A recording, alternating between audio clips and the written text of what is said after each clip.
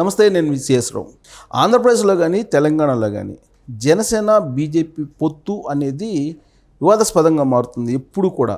ఇప్పుడు మరింత వివాదాస్పదంగా మారింది.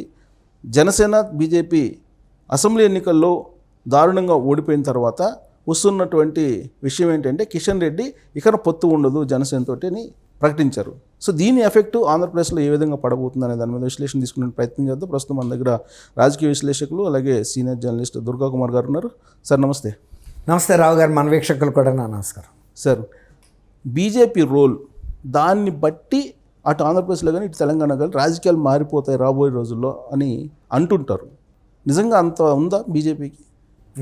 ఎంతండి, అక్కడ మీకు ఆంధ్రప్రదేశ్లో 0.5% ఉందండి. ఇక్కడ వాళ్ళు స్వయంకృత అపరాధం మూలన బీఆర్ఎస్కి నెక్స్ట్ పొజిషన్లో ఉన్న బీజేపీ థర్డ్ ప్లేస్లోకి వెళ్ళిపోయింది. థర్డ్ ప్లేస్లోకి వెళ్ళటం కూడా ఎట్లా థర్డ్ ప్లేసు? ఇక క్లాసులో ఇద్దరే ఉన్నారు, నాకు ఫస్ట్ మార్క్ వచ్చిందని చెప్పినట్టు ఉంటుంది. నాకు 1 వచ్చింది, ఆడికి 0 వచ్చింది, నాది ఫస్ట్, అట్టా ఉంటుంది. ఇప్పుడు ఆ 3వ ప్లేస్ అనేది 3 పార్టీలు కాబట్టి 2 తర్వాత ఇక 3వ వాడు ఎక్కడ ఉండ 3వ ప్లేసే, 0 వచ్చినా కూడా ఆడికి 3వ ప్లేసే. అట్లాంటి పరిస్థితి అనమాట. ఇప్పుడైనా రావు గారు కయ్యానికైనా బియ్యానికైనా సమానుల్ని ఎత్తుక్కోమని చెప్పారు మన పూర్వులు. మన పూర్వీకులు చెప్పిన వాస్తవాలు ఇవాళ ఎప్పటికీ కూడా ఈ ఒక అక్షర సత్యాలే. కానీ ఇటువంటి ఈ పరిస్థితుల్లో ఇవాళ బీజేపీ లాంటి ఒక జాతీయ స్థాయి పార్టీ, ఎంతో విఘ్నతతో వ్యవహరించే పార్టీ, వెనకాల ఆర్ఎస్ఎస్ లాంటి థింక్ ట్యాంక్ ఉందని చెప్పుకునే పార్టీ, తర్వాత వాళ్ళకి ఇంటెలిజెన్స్ రిపోర్ట్స్ కూడా సెంటర్ నుంచి కూడా ప్రతి ఇన్పుట్స్ ఉంటాయి. తర్వాత వాళ్ళు స్వయంగా కూడా ఇక్కడ అసెస్ చేసేటంత శక్తి బీజేపీ నాయకులకి ఆ మేధో సంపత్తి ఉంటుంది. అలాంటిది వాళ్ళు మొన్న తెలంగాణ ఎన్నికల్లో పోటీ చేయడం తప్పులేదు. వాళ్ళు ఇంకొక మెడకు డోలు కట్టుకుని ఎందుకు పోటీ చేశారనేది అసలు ఎవరికి అర్థం కాల.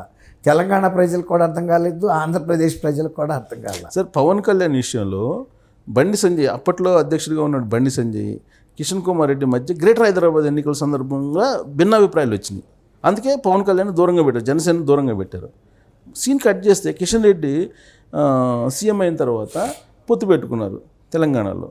దీని రిఫ్లెక్షన్ ఆంధ్రప్రదేశ్లో ఉంటుందా? అసలు అక్కడ ఉండేదే రిఫ్లెక్షన్ తర్వాత సంగతి చూద్దామండి.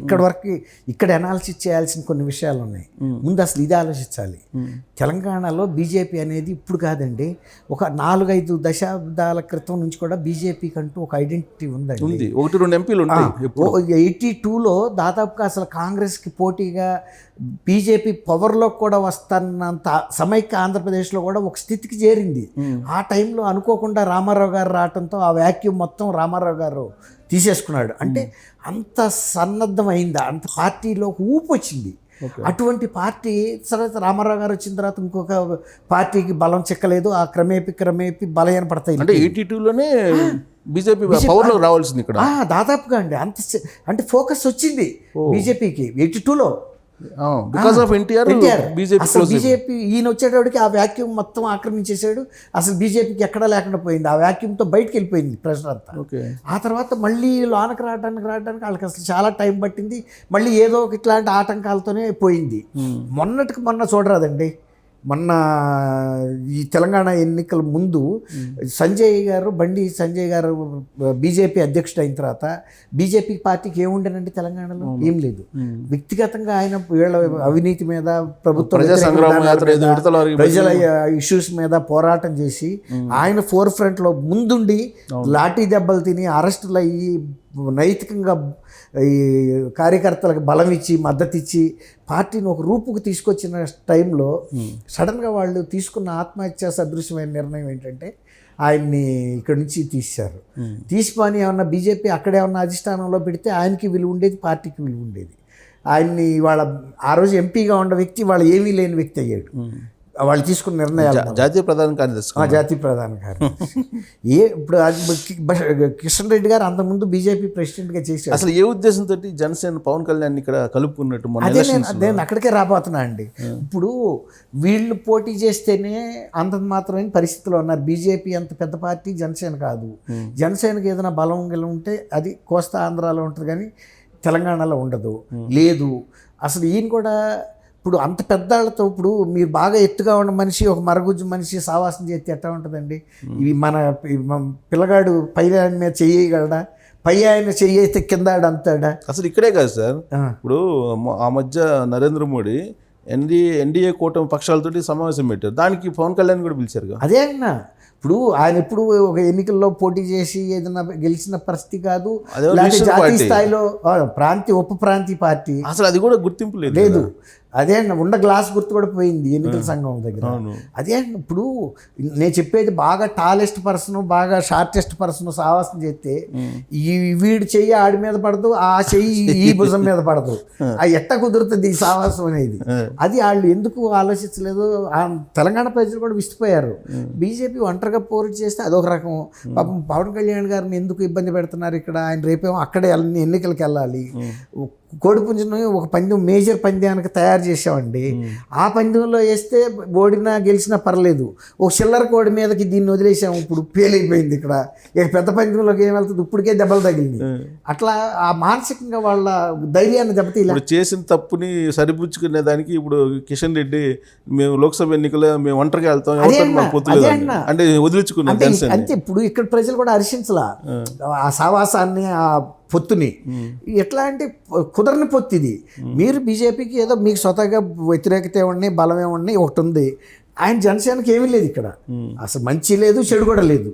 అటెండ్ ఆయన ఎందుకు మీకు ఇప్పుడు అడిషనల్గా మీకు సార్ తప్పు చేసుకుని అనుకుందాం సార్, ఇప్పుడైతే వదిలించుకున్నారు ఈయన స్టేట్మెంట్ని బట్టి. అది పవన్ కళ్యాణ్ గారు కూడా తప్పు అంటా నేను. ఎందుకంటే పవన్ కళ్యాణ్ గారు నువ్వు నీకన్నా మించిన స్థాయి ఆయనతో సావాసం చేస్తున్నావు. మనం సావాసం చేసిన మన స్థితి ఏంటి కూడా మనం తెలుసుకోవాలండి. ఓ జమీందార్ గారు, ఓ బేదాడు కనుక సావాసం చేస్తే జమీందార్తో మనం ఎక్కడికి తోగలుగుతాం? పిలిచినా కూడా మనం కొంచెం దూరంగా ఉండాలి మన పరిస్థితిని బట్టి. జమీందార్ గారు ఆయన ఏదైనా చేయగలడం, ఆయన దగ్గర శక్తి యుక్తి అన్నీ ఉంటాయి. మన దగ్గర ఏముందండి? ఇప్పుడు కుశాలు లాంటి వాళ్ళం మనం. సార్ తప్పు ఇద్దరిది ఉండొచ్చు సార్, ఇప్పుడు అయిపోయింది, తప్పు జరిగిపోయింది, ఈయన్ని వద్దనుకున్నారు, అయిపోయింది. కిషన్ రెడ్డి చెప్పిన దాని ప్రకారం మేము సొంతగా వెళ్తాం అన్నారు. అంటే సొంతగా వెళ్తారు అని అంటే ఆంధ్రప్రదేశ్లో కూడా బీజేపీతో లేనట్టేనా?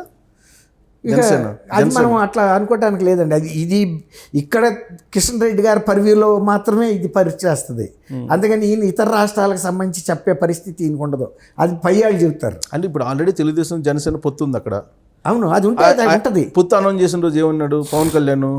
బీజేపీ వస్తుందని నేను అనుకుంటున్నా అని అన్నాడు, రాకపోయినా పర్లేదు అన్నట్టు చెప్పారు. అవునండి. ఇప్పుడు ఈయన కిషన్ రెడ్డి గారికి ఆంధ్రప్రదేశ్ గురించి చెప్పే అధికారం ఆయనకి లేదు. ఈయన పరిధి తెలంగాణ వరకే. తెలంగాణ వరకు చెప్తాడు తప్ప అది ఎవరైనా చెబితే నడ్డా గారు చెప్పాలి, పార్టీ ప్రతినిధి. పార్టీ ప్రతినిధి కాదు ఈయన, ఒక రాష్ట్రం వరకే ఈయనకి అధికారం ఇచ్చారు. రాజకీయంగా ఇక్కడ వరకే పరిమితం. అయితే ఇప్పుడు మనం అక్కడ అర్థం చేసుకోవాల్సింది ఏంటంటే జనసేన పార్టీ వలన ఏమీ లాభం లేకపోగా తల మీద బరువు అనేది ఆయన ఫీల్ అయినట్టే కదా. చేసుకున్నాడు.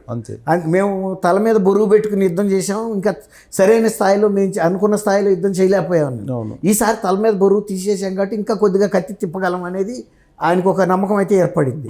దానివల్ల జనసేన పాత్ర ఇక్కడ నెగిటివ్ పాత్ర అయిపోలా. కేవలం ఆయన ఒక పారాసైట్ లాగా వెళ్ళటమే తప్ప వీళ్ళ మీద నుంచుని ఆయనగా ఇక్కడ ఏం పనికిరాడు అనేది. అసలు ఆయన ఇక్కడ కావాలని కోరలేదు కదా, కోరిన ఆయన వెళ్ళకూడదండి, ఆయనకు అనవసరం. ఇక్కడ నాకు బలం లేదు. ఇక్కడ లాజిక్ పాయింట్ ఏంటంటే దీని ఎఫెక్ట్ ఆంధ్రాలో పడిద్దా?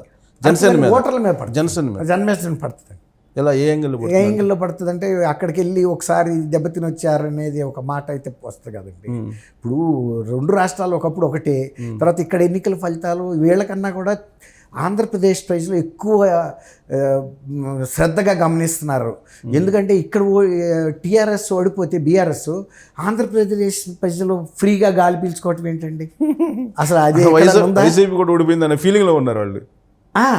అసలు అందరికీ ఒకటే మాట వచ్చింది, అబ్బాయి వాళ్ళు మేము ప్రశాంతమైన గాలి పీల్చుకుంటున్నాం. అంతకుముందల ఒక బంధించినట్టుగా ఉండేదండి. ఈ ఏళ్ల ప్రభావం అక్కడ ఉండి ఈయన ఆడిచినట్టు ఆడుతుంది ఆ గవర్నమెంట్. మేము రెండు గవర్నమెంట్ల మధ్యలో నలిగిపోతున్నాం, ఇద్దరు కుట్రదారుల మధ్యలో అని. ఎప్పుడైతే పెద్ద శక్తి పడిపోయిందో ఇక ఈ శక్తి పెద్ద లెక్కలోది కాదు, ఇది పడిపోయిన కింద లెక్కే. అందరూ మేము చాలా ప్రశాంతమైన గాలి పీల్చుకుంటున్నాం అని ఒక మాట వచ్చిందంటే ఫీలింగ్, సై ఆఫ్ రిలీఫ్ అంటారు చూసారా, స్టేట్ మొత్తం నుంచి వచ్చింది. అది తెలంగాణ రాక వినపడింది. అందరూ ఇక్కడ ఫీల్ అయ్యారు, అబ్బా ఇవాళ కదా ఆంధ్ర సోదరులు ప్రశాంతంగా ఉన్నారని. చేసింది వీళ్ళు, రిలీఫ్ ఇచ్చింది. అవును, కానీ వాళ్ళకు కూడా ఈక్వలెంట్గా అందింది, వీళ్ళకన్నా ఎక్కువ రిలీఫ్ వాళ్ళు ఫీల్ అయ్యారు. ఇది విచిత్రమైన రాజకీయ పరిస్థితి. సో అందుకేనా ఇప్పుడు బర్లెక్కతోటి పోలుస్తున్నాడు జనసేనని తగ్గించే ప్రయత్నం జగన్మోహన్ రెడ్డి. అంతేగా, ఇప్పుడు ఆయన ఏ మాట అయినా మాట్లాడతాడండి. ఆయన టీడీపీనే, టీడీపీతో రేపు ఓడిపోబోతున్నా కూడా టీడీపీ అంతా అసలు నేను 175 సీట్లు గెలుస్తున్నా అన్నాడు. ఎవరికైనా కూడా ఆ ధైర్యం ఉండాలండి. ఇప్పుడు లాజిక్ ఏంటంటే సార్, మీరు సీనియర్ జర్నలిస్ట్ కదా, 175కి 175 గెలిస్తే మళ్ళీ ఎలక్షన్ పెడతారు అనుకుంటా, ఎలక్షన్ కమిషన్కి విరుద్ధం అనుకుంటా. అది తర్వాత వెళ్దాం, అది టెక్నికాలిటీ, అది వదిలేసేయండి. ఇప్పుడు ఇక్కడ తెలంగాణలో కూడా 3వ తారీఖు రాక కూడా బీఆర్ఎస్ నాయకులు కేసీఆర్ గారు ఏం చెప్పాడు, మేము చిన్న మార్జిన్తో అయినా మేము అనుకున్నంత రాపోవచ్చు, మేము 80 సీట్లు అనుకున్నాము, 70 అయినా వస్తుంది, మేము పవర్లోకి వస్తామని చెప్పాలి కూడా. ప్రజల కార్యకర్తలకు ఒక మనోధైర్యం ఇవ్వాలి తప్ప ఎన్నికలు అయిపోయిన సాయంత్రమే డేలా పడి ఇక గెలిచేది కష్టంగా ఉంది అన్నారు అనుకోండి, అది ఒక రాజనీతిజ్ఞత కౌంటింగ్ ఏజెంట్ వెళ్ళరు. అది చెప్పకూడదు ముందే, చివరిరాక యుద్ధం జరగాల్సిందే. అది ఎవరైనా పాటిస్తారో అదే ఆయన కూడా పాటిస్తున్నాడు. ఏది, ఆయనకి తెలుగుదేశం చేతిలో నేను ఓడిపోతా అని తెలిసినప్పటికీ కూడా అసలు జనసేనది ఏం లేదు, తెలుగుదేశాన్నే కేర్ చేయకుండా మాట్లాడుతున్న వ్యక్తి జనసేనని మెచ్చుకుంటాడా? ఎందుకు ఒక వ్యూహాత్మకంగా జనసేన మీదనే ఎక్కువ కాన్సన్ట్రేషన్ చేస్తున్నాడు జగన్మోహన్ రెడ్డి. అంటే ఇంకోటి ఏంటంటే, జనసేన అనేది ఇవాళ కాకపోయినా రేపైనా ఆయనకి బహుశా ఒక భయం ఏంటంటే, ఇతను కూడా యువకుడు కదండి, ఆయన ఏజ్ ఆయనే కదా, ఇంకా ఈయనకు ఇన్నింగ్స్ ఎక్కువ ఉన్నాయి అక్కడ ఏజ్ ఫ్యాక్టర్లో. ఇవాళ కాదు రేపైనా ఒక్కోసారి ఏ రాజకీయ పార్టీ ఎప్పుడు పుంజుకుంటుందో చెప్పలేము. అంతేనంటారా? అట్లాంటి లేదంటే దీన్ని పెంచడం వల్ల టీడీపీని పరోక్షంగా తగ్గించాలి అట్లా కాదు, అంటే పబ్లిక్ లో చర్చ జరగకుండా. రెండోది ఏంటంటే, ఆయన పరిపాలన గురించి ఆయనకి తెలుస్తుంది కదండి. ఒకసారి వెంకటరావు గారు, ఇప్పుడు మీరు నేను కూర్చున్నట్టే, ఆయన పిసిసి ప్రెసిడెంట్గా ఉండి ఆయన ఇండస్ట్రియల్ మినిస్టర్ సెంటర్లో, ఆయన ఖమ్మంలో నామినేషన్ వేయటానికి వెళ్ళబోతున్నారు. లంచ్ అయిపోయిన తర్వాత ఇట్లాగే కూర్చున్నాం ద్వారకాపురి కాలనీలో వాళ్ళ ఇంట్లో. ఆయన ఒక మాట అన్నారు, అది ఎప్పుడు నాకు మళ్ళీ మైండ్లో తిరుగుతూ ఉంటుందండి. అప్పుడు కమ్యూనిస్టులు అంతా ఏకమయ్యి మేము ఓడిస్తానంటే అదే మాట నేను అడిగితే ఆయన చెప్పాడు, విత్తనం వేసిన రైతుకు తెలుసు ఎంత పండుతుందో అని. అట్లాగే ఇప్పుడు జగన్మోహన్ రెడ్డి గారి పరిపాలనా విధానం ఏంటి, దాని మూలాన ఎంతమంది బాధితులు అవుతున్నారో, ప్రభుత్వ సొమ్ము వేస్ట్ అవుతుంది, ప్రజల్లో ఎంత వ్యతిరేకత వస్తుంది, వాళ్ళని అణిచివేయటానికి ఎంత పోలీసు బలగాలను ఉపయోగిస్తూ వస్తుందో అన్నీ తెలుసు కదండి. అట్లాంటప్పుడు ఆయనకి ఏదో పెద్ద అద్భుతాలు జరుగుతాయని ఆయన ఎందుకు అనుకుంటాడు? కాకపోతే బ్రేవ్ ఫేస్ పెట్టాలి. 175 నేను గెలవబోతున్నాను. గడపకి వెళ్ళి తిరిగి వచ్చారు ఎమ్మెల్యేలు, వాపస్ వచ్చిన లెటర్లలాగా ఆయనకు వచ్చి రిపోర్ట్లు ఇచ్చారు, అయ్యా మా వల్ల కాదు, ఇక మేము సర్దుకుంటున్నాం, సెలవు సిటీ తీసుకుంటున్నాం. వై ఏపీ నీడ్ జగన్ అని ఒక స్లోగన్, అది కూడా ఆగిపోయింది. మళ్ళీ 15 నుంచి ఆడదాం ఆంధ్రాని, అది కూడా వాయిదాలు పడతా వచ్చింది. ఇప్పుడు రోజు 4.5 ఏళ్ల నుంచి ఆడుతున్నది, ఇంకా కొత్త ఆట ఏముంది అక్కడ మిగిలి?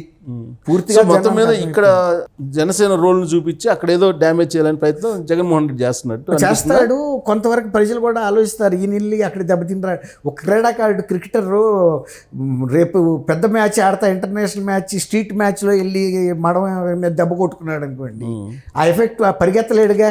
మరి పొత్తు మీద ఉంటుందా ఆ ఎఫెక్ట్? ఇది ఇక పొత్తు అనేది రేపు అక్కడ నిర్ణయిస్తారండి. దీన్ని పై వాళ్ళు చూస్తారు కదా, ఎంత పర్సెంటేజ్ ఆఫ్ ఓట్స్ వచ్చినాయి, దాని మూలాన మనకెంత తగ్గినాయి, పెరిగినాయి, ఇంకా లేకపోతే ఇంకా పెరిగాయి అనేది అసెస్మెంట్ చేస్తారు. అప్పుడు దాన్ని బట్టి వాళ్ళు నిర్ణయం తీసుకుంటారు. వద్దు బాబు, మీరిద్దరే కలిసి వెళ్ళండి, మేము ఏదో మానాన్ని మేము పోతాము, మాకు 5% కదా ఉంది, లోక్సభ సీట్లు మాకు కావాలి, కానీ అసెంబ్లీకి అయితే మేము ఏదన్నా ఇదిగా అవుతాము అని కూడా వాళ్ళు చెప్పినట్టుగా. ఇక్కడ కిషన్ రెడ్డి ప్రకటనకి అక్కడికి సంబంధం లేదు, ఇప్పుడైతే లేదండి, ఇంతవరకు అయితే లేదు. అది ప్రభావం అయితే ఖచ్చితంగా పడదు. అది ఢిల్లీ నుంచి వస్తుంది ఏది వచ్చినా, లేదంటే పురంధరేశ్వర్ గారి నోటి ద్వారా వస్తుంది. ఢిల్లీ మాట పురంధరేశ్వర్ గారి నోట. ఓకే, రైట్ అండి. Thank you very much. Thank you. So మన వీక్షకులు కూడా నన్ను రైట్, థ్యాంక్ యూ.